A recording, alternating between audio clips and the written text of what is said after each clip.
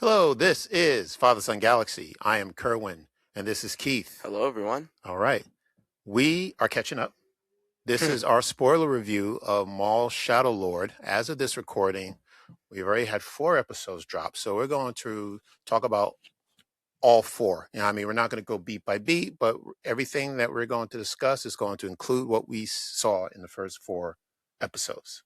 Right? Makes sense? All right. So this is chapter 1, The Dark Revenge. Chapter 2 is called Sinister Schemes. Chapter 3, Whispers in the Unknown. And chapter 4, Pride and Vengeance. Now, Keith, let me ask you this question. Is there any Star Wars character who has gone through more pain and suffering than Darth Maul? Anakin. Yeah, I would agree with that. I think Anakin is probably up there. Maul is, At it's least just top 3. top 3. Do you? Top 5. Okay. I mean, I don't think there are that many characters out there that has seen more pain and has gone through more trauma in their lives outside of Maul and Anakin. Perhaps Obi-Wan and Ahsoka. I don't know. Not on the level of a Maul or an Anakin. I feel like Order 66 does a lot to increase that. So yeah. All right. Yes, you're right. That's a good point. Yeah. So yeah, Jedi have been through it as well. All right. But Maul, let's go through this timeline. So first of all, we have talked about Maul before. We talked about this graphic novel that came out called Son of Dathomir. We have a video about that where we talk about that graphic novel. Please go and watch it. I think it's something that's very helpful to know the stories about Maul, what he's been through, especially his last, times on Dathomir. It's an incredible book. It's one of the best Star Wars stories I've ever read. We'll put the video, we'll tag that in the description so you'll be able to get to that video immediately. But let's just go through Maul's timeline. All right. So he's born on Dathomir. Mother Talzin, gave birth to Maul, and he left at a very young age to train to become Emperor Palpatine's apprentice. I mean, Palpatine himself went to Dathomir and actually, I'm not going to say stole Maul from Mother Talzin, but he said, "Well, I want to take this boy under my wings, and I'm going to take him with me and train him to be my apprentice." He takes on Qui-Gon on Naboo, right? That's the Phantom Menace. And he gets, this epic duel of the fates battle with Obi-Wan and Qui-Gon and Maul got we thought was his end. So he was cut in half by Obi-Wan. But in the Clone Wars, he was found alive by his brother Savage Opress on Lothal Minor. And then, when Opress found him, he had spider legs. He didn't have any legs. And he was insane. He was out of his mind. And Savage had to take him back to Dathomir so he can have his memory restored. And after that point, he is seeking revenge on Palpatine for replacing him as the apprentice. And then Alpha Palpatine, they have this battle. He and his brother Savage and the Emperor have this epic battle where the Emperor is no match for either one of them. Palpatine kills Savage Opress and just struck Maul with such force lightning. Maul, he was in pain. And then Maul creates the Shadow Collective, all right? And this is a criminal organization that consists of Death Watch, or these are Mandalorian warriors that were led by Pre Vizsla. The Night Brothers, these are the Zabraks, the male species of the planet Dathomir. Then we have Lum Pike, who is the leader of the Pike Syndicate. Gar Saxon, Mandalorians. We talked about the Mandalorian already. Gar Saxon is one of them. Root Cast is also a Mandalorian. She apparently is still with the group. We have Black Sun and Jabba the Hutt, who are also part of this criminal organization. And Maul has a showdown with Ahsoka at the Siege of Mandalore, which, again, another epic battle. Yep. Right. And then at that point, the Shadow Collective disbands and Maul flees to Mandalore. And this is where the book, the Son of Dathomir, takes place. These were unproduced scripts of the Clone Wars. They put these scripts into a graphic novel. So he goes back to Mandalore. He goes back to Dathomir, and then he witnessed his Mother Talzin, being taken out by Count Dooku and General Grievous. And he escapes Mandalore. Maul escapes Mandalore and lives in the shadows. And that's where we are now. We're at Maul Shadow Lord. Okay. So we got a nice little 10-episode season coming up. Yeah. We've seen 8 episodes already, so when the finale comes around, we'll be just as surprised as you all are. But right now, we've got an idea of what happens. Yes, we do. We do. So we don't want to give anything away. But this, just an overall feeling about the series, this is the best of Star Wars. I mean, everything that you enjoy about watching a Star Wars movie or film, movie, TV, reading in a book, there's lightsaber battles, there's shootouts, lasers, everywhere. It's, good versus evil story. It's a story about the underworld. How many years have we been waiting for a story that tells you about the criminal organization, the underworld? We thought we were going to get it with the Book of Boba Fett, but we didn't.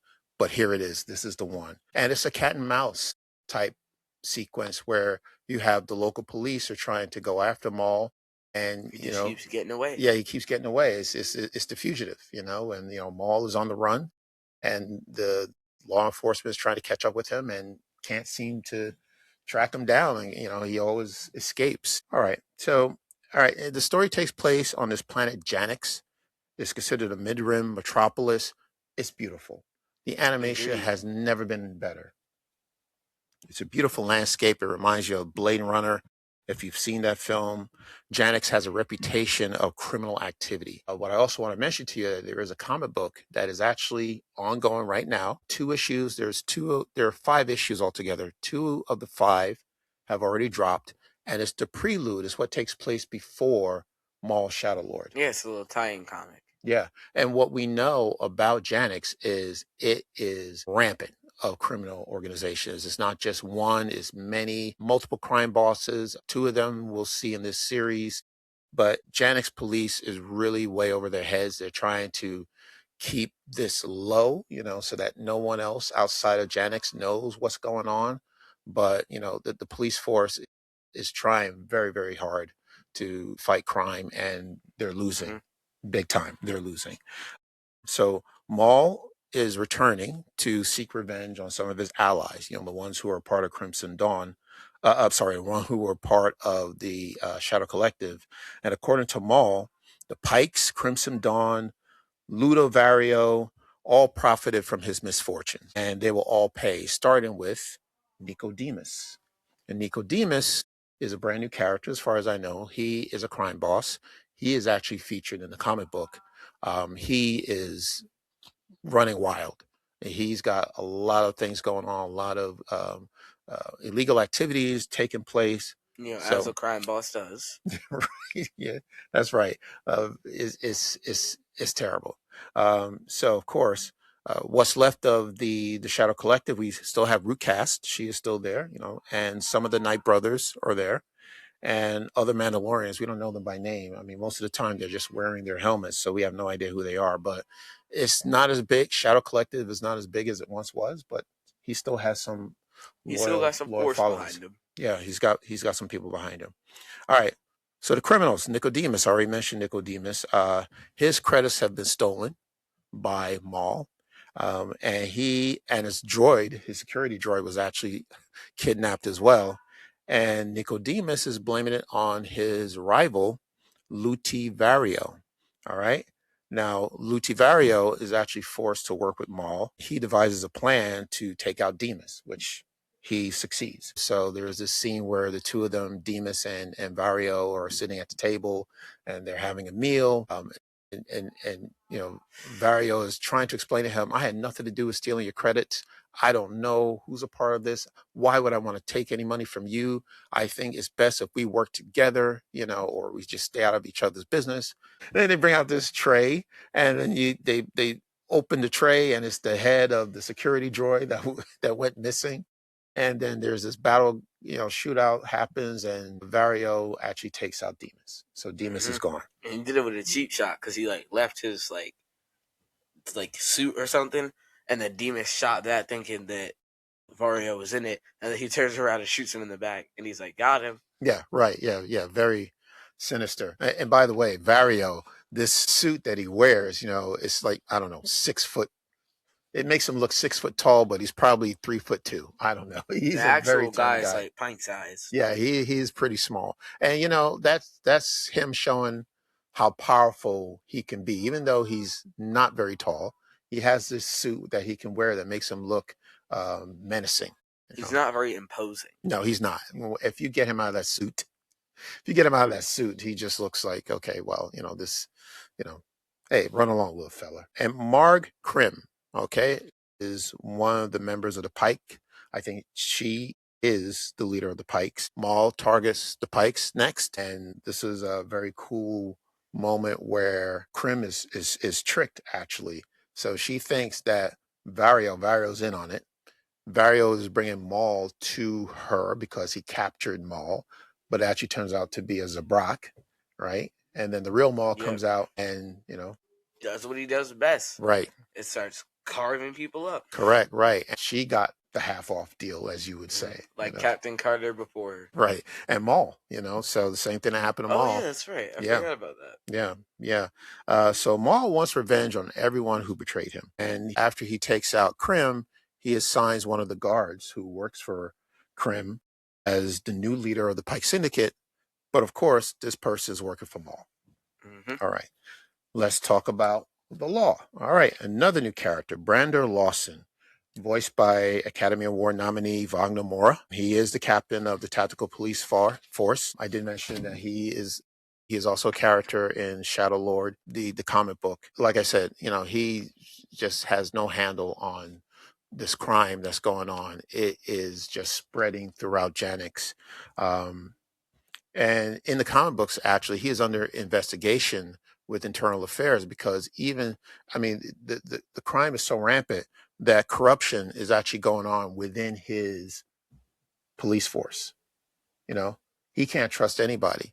And what I see from this character is he's usually the one that's taking the lead on everything. Like he's taking the initiative. He's doing a lot for one person. Mm-hmm. Yeah. And it's he does have a partner, Two Boots. We'll talk about Two Boots, but it's you're going to need help, and I understand why he doesn't want to maybe seek help. He does, sort of, but as far as someone of law enforcement who can be there for you besides your partner, you need a team of police officers to work with you. And if there's corruption, no, that's not helpful. That's not helpful. Okay. And he loves to work. He's a workaholic, but he also has a son at home. He has a teenage son. His name is Riley.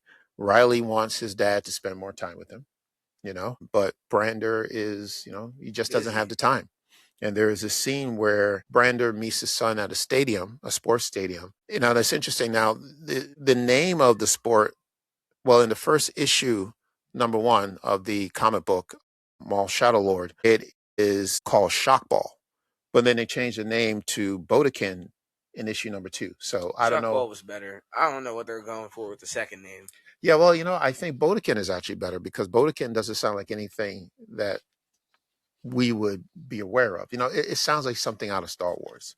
Like shockball, like anything shockball, baseball, basketball, anything with the word ball in it to me feels more earthly, 20th century. Like, you wouldn't play shockball in real life because, it's not really a thing. But Yeah. It's kind of Star Warsy. Yeah. They put shock in front of it. Like they just call coffee calf. Yes, they do. That's true. So that's true. Right. Like that. Yeah. And Bodekin, I guess the reason why I like it because I have no idea what it means.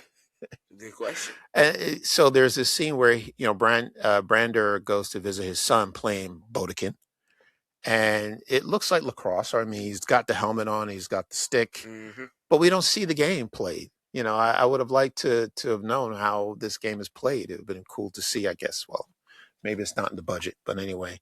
So he goes and he's standing in the hall, and he says, go ahead, I'll be right here. I'm going to watch you play. And then, he gets distracted and he runs off and doesn't tell it. Leaves his son. Right. Of course, obviously he can't tell his son because his son is in the middle of the game, but he just runs away and his son turns around and he's gone. His dad is not there. And then one other thing that we know that his mother, we're talking about Riley's mother, to be Brander and his mother used to be married. Seems they're divorced. And there was a moment where he talked about talking to his mother and making arrangements to come and see her. But Brando doesn't want that. So he says, okay, well, why don't we both go when I have time? Which To is thing. never. Right. So he doesn't want, I think he's worried that maybe Riley may enjoy being with his mom more than his dad. So I don't know. But Yeah, yeah. because his mom would probably actually be there. Yeah. Yeah. But then we get to Two Boots. Yes. Let's talk about him. Yes, two Because boots. he's very by the books when it comes to his job. Because Lawson, he understands that if the Empire shows up to Janix, they're not going to leave unless they have a really good reason. Because that's just not how they operate. But Two Boots, he's kind of got a one-track mind when it comes to this. Because he's just like, we got to call the Empire. That's the protocol. Just do it that way. Yeah. Yes, you're right. He is by the book. He is a droid. All right. So, of course, a droid is going to be programmed to do what, the person who's programming it tells it to do. And this is a law enforcement droid. And obviously, the law comes first. And he is aware that, okay, if things are not going well or not going as planned, then you need to take it up the chain. And him taking it up the chain means, okay, well, let me step back. The reason why he wants, when I say take it up the chain, take it up to the Empire. And the reason why he wants the Empire to get involved is when they're running, you know, the security check on Maul came up classified by the ISB. And we know why, because Maul is wanted by the Empire. So, okay, well, if it's classified and the ISB is looking for him, well, why not tell the Empire that Maul is here? But we know that's not what Brando wants. And it's probably not what's best for Janix, right? Do you agree? Do you think Two Boots is maybe, well, like He's I said, he's overstepping a bit. programmed, yeah. But he's just doing his job though. But do you think he's out of line by trying to get the Empire involved? Yeah. Okay. No further explanation. Yeah. Like, Okay. the Empire's not going to show up to Janix and then leave once their job is done. Right. Yeah. And even if they do that, they're not going to just do their job if they're on Janix. They're obviously going to enforce their rules, start oppressing citizens, and stuff like that. Well, remember, he's a droid. All right. He's programmed to follow the law, follow the rules. He doesn't know about morality, maybe right from wrong, or thinking like a human would. Yes, I know we got to follow the law, but type of thing. He doesn't know how to do that, so it's not really his fault, is it? Okay, all right, yeah. So we also have the chief of the tactical force. Her name is Kleiss. She's also in the comic book. She actually likes Lawson. They both seem to be on the same page, except that she wants this, crime stopped. She wants Lawson to find these criminals, find Maul, get them off of our planet, and then we're done with. It's easier said than done. But she doesn't want Janix to have the reputation of this place where people are not safe to live there. They're worried about their lives. So yeah, I can understand. She wants Lawson. And the thing is, she's a chief of police, but she's the one that's sending Lawson out there to, go get him, figure it out, get rid of these criminals, so she it stays behind. That's the job of a police chief. That's why she has people underneath her to do you know, do the work, and get out there. All right. Now I did mention that Brander is really working on his own, with the exception of the police chief and Two Boots. He does have an informant. Okay. And her name is Rena Soul.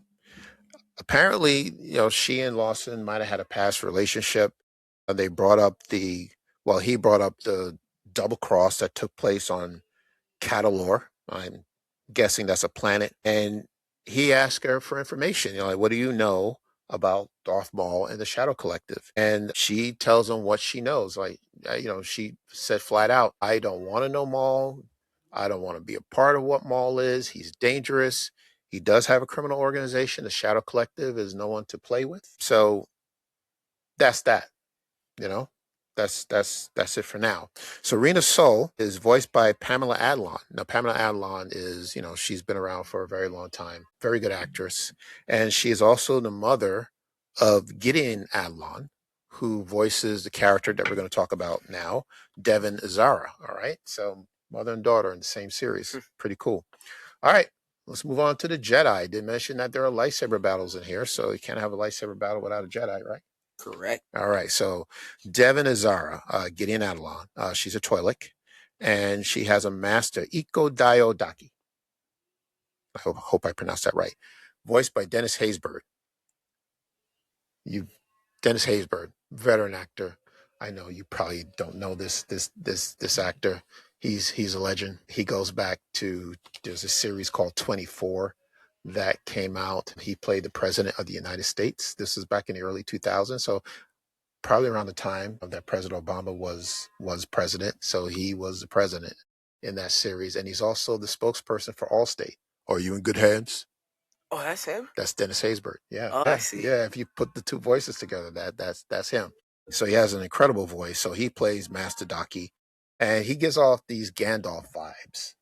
For some reason, he reminded me of Gandalf. Like when he's wearing the hood, and he's got the little tail in the back, and he has he's a little lizard man. Yeah, Do we know his species?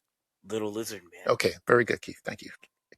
Now, if you know the story about the Jedi, at this point, Order 66 has happened. Yep, so like all of them are dead. Yeah, most of them did not make it out, but apparently they did. So they are fortunate and they're on the run.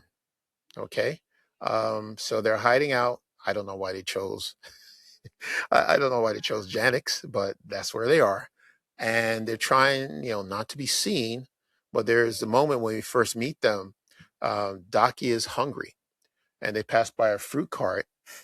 And, Devin says, well, let me get you something to eat. So they don't have any money, obviously. She tries to steal, and she's not very good at it, and she gets caught almost immediately. Correct. Yeah. Yeah.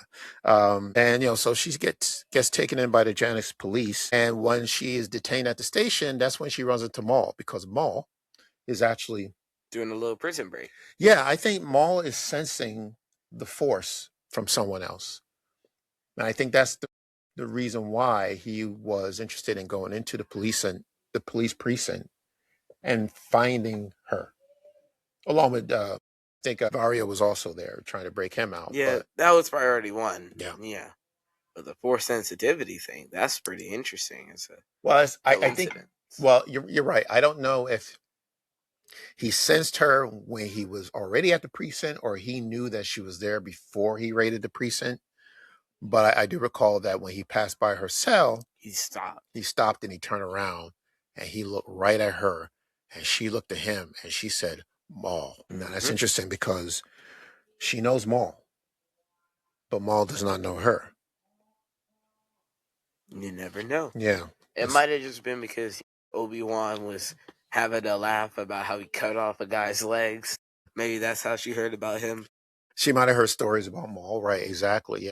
Yeah. So there's this moment where Maul breaks her out of prison and she runs away holding Maul's lightsaber.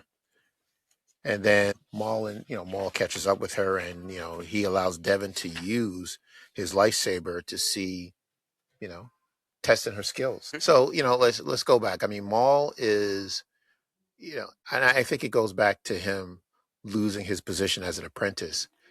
I think at some point he felt that as the apprentice, one day I'm going to be the master, right? Now, how that happens, we don't know what he had planned. Do you think maybe at some point he might have, had the idea of taking out the Emperor so he could become master? But things didn't work out quite that way, right? And, when he returned, what was important to him was that he felt like he was the master and that he had an apprentice, right? He did that with his brother Savage, right? When the two of them were out together, it was like, okay, well, even though they're the Sith, they exist, and there's the master and apprentice there, but Maul wanted to have his own apprentice. So his brother at one point was his apprentice until, like we said, Oppress was taken out. So I think he's looking to see if Devin might be the next candidate. Yeah. Okay. And so she's very inexperienced, but she's doing all right. She holds her own. They have this lightsaber battle where she is very good, but you get the impression that Maul wants to train her, and then she does run away with the lightsaber, but Maul takes it from her. Of course. Yeah, right, and says, "Oh, I'm going to need that back." Can't have people running away with your stuff. Right. Yeah, and what I forgot about his lightsaber is actually two of them. Yeah, Put I together. completely forgot about that too. Yeah, that was pretty cool that he can just take the two and, you know, keep one for himself and give her the other one. And then, when she ran off and he got it back. So Devin and Daki reunite, her master. And Daki is ready to lead the planet. He said, okay, you know what? Maybe we shouldn't have chosen Janix in the first place. I'm ready to go. And Devin says, well, no, I want to bring Maul to justice. And Daki reminds Devin that Jedi are no longer the defenders of justice in the eyes of the galaxy. All right. And he is right. But she did mention that, okay, well, we do have the law on our side. Can we get them involved? Now, there was a moment where Daki and Brandon Lawson had met. So Daki is aware of who Brandon Lawson is, and he leaves him a tip. So Daki gives Brandon the location of where Maul is. And then Maul gets his permission from Chief Kleiss to go out and put a strike team together and find him and bring Maul into justice. All right. So then that's what happens. So now Two Boots is, looking around like, okay, well, what's all the commotion? What's going on? What's going on, partner? And Lawson says, well, we have a tip. We know where Maul is, and we're going to go after him. And then Two Boots says, well, don't you think we should get the Empire involved? Well, I think we should get the Empire involved. And then Lawson just says, yeah, I don't know about that one. Yeah. And he shuts him off. He shuts him down. That's it, right? You got to do what you got to do. So Two Boots is out of commission at the moment. So then Lawson and his strike team does go out, and he finds Maul. There is this battle. There was this pretty, very, very cool battle. So there are a few things going on here. So you got the Janix police battling with the Shadow Collective, which is very good.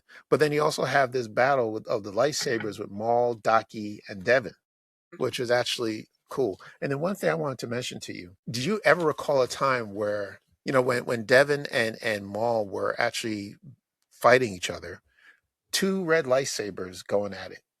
I don't think I've ever seen that before. Have you? Two lightsabers? Two red lightsabers battling each other? Well, remember when Maul fought Sidious and Savage? Okay, that was three. What was Maul's? Was that a red lightsaber that Maul had? Yeah, it was. Okay, and Savage also had a red lightsaber. Yeah. Okay, all right. Well, there's my answer. But other than that, I can't think of any. Yeah, well, I thought this was the first time, but you're right. Inquisitors probably. Well, Rebels. Inquisitors battling each other or battling? I'm sure they've done a little bit of infighting. Okay. All right. But whatever. Yeah. It's still cool nonetheless. Right. It was cool to watch. So then we have this battle between Daki and Devin and Maul. Of course, Daki is, he's a little up in age, but he stood his ground. Mm-hmm. But he was no match for Maul, and Maul. Little lizard man got hurt. Yeah, he didn't. He's not out. He's just hurt a little bit. But Maul escapes. Yeah, he's seen a lot. So Maul escapes, unfortunately, and by the time Brander gets there, well, he's gone. Right, and then his backup, Lander's backup, arrives, and something that he did that was very nice for the Jedi, he gave them the opportunity to run and get out of here. Because they're Jedi. Yeah, they haven't committed any crimes. No one is looking for them, so just go, and that's what they do.